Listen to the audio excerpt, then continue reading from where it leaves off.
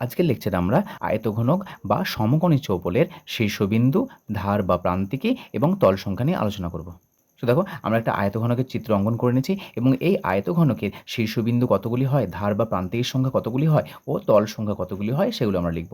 তো নাম দিয়ে দাও এ, বি, সি, ডি, ই, এফ, জি, এইচ। এটা আমাদের একটা আয়তঘনক। এই আয়তঘনককে আবার আমাদের বলা হয় সমকোণী চৌপল।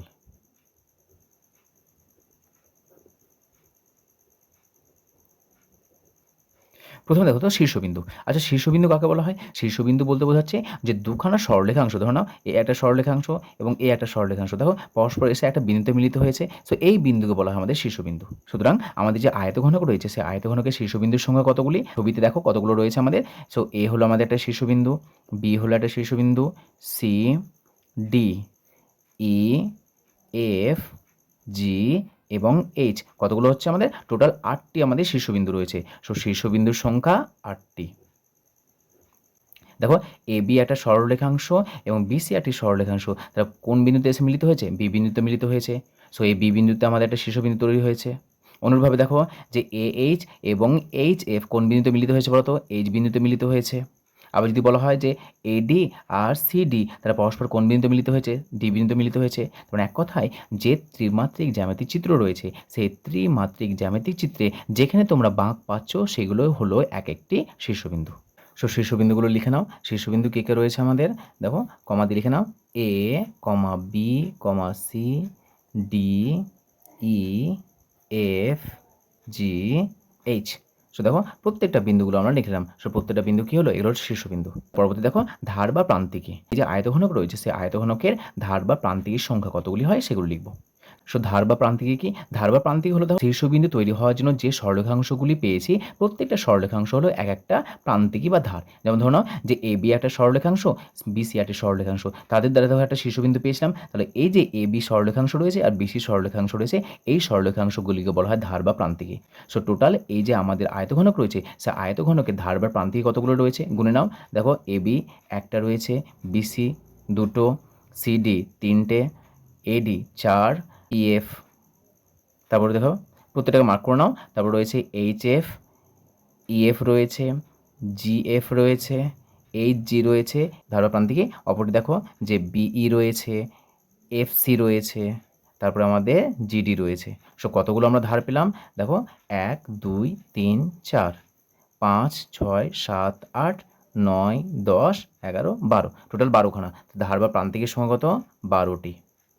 12টি কী কী? নাম লিখে নাও। A B, BC, CD, DA, A B, BC, CD, DA. তারপর দেখো এইচই, ইএফ, এফজি এবং জিএইচ। তারপর রয়েছে দেখো এএইচ, ডিজি, বিই এবং সিএফ। দেখো টোটাল 12খানা। তারপর দেখো তল বা ফেস। তল বা ফেস কাকে বলছে? যে কোনো একটা সমতলের কথা বলা হচ্ছে। যেমন ধরো নাও যে নিচে দেখো একটা সমতল রয়েছে, এ বি সি ডি একটা সমতল, তাহলে এ একটা সমতল রয়েছে। তারপরে দেখো উপরে একটা সমতল রয়েছে। উপরে একটা সমতল কে রয়েছে বলো তো? যে এইচ ই এফ জি, উপরে একটা সমতল রয়েছে। তা দেখো বাইরের দিকে একটা সমতল রয়েছে। কে কে রয়েছে বলো তো? যে এ বি ই এইচ, উপর বাইরের দিকে একটা সমতল রয়েছে। দেখো এটা একটা সমতল রয়েছে। ভেতরের দিকে একটা সমতল রয়েছে, ডি সি এফ জি, ভেতরে একটা সমতল রয়েছে। অনুরূপভাবে বাম দিকে একটা সমতল রয়েছে, এ ডি জি এইচ, এ একটা সমতল রয়েছে। এবং ডান দিকে একটা সমতল রয়েছে, বি সি এফ ই, এ একটা সমতল রয়েছে। টোটাল কতগুলো সমতল রয়েছে? টোটাল 6খানা সমতল রয়েছে। তাহলে এখানে সমতলের সংখ্যা বা তল সংখ্যা কয়টি? 6টি। নামগুলো লিখে নাও। কে কে রয়েছে?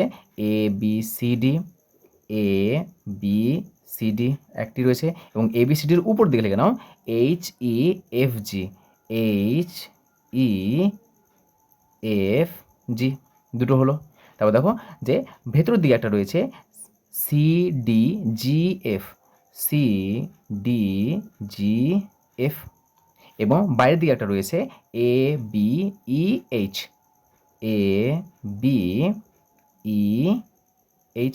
বাম দিকে একটা রয়েছে A D G H, A D G H. আর ডান দিকে একটা রয়েছে দেখো B C F E, B C F E. Total কতগুলো রয়েছে? 6টি তল রয়েছে। তাহলে আয়তঘনকের আমরা কি দেখলাম? শীর্ষবিন্দু, ধার বা প্রান্তিকে এবং তল সংখ্যা।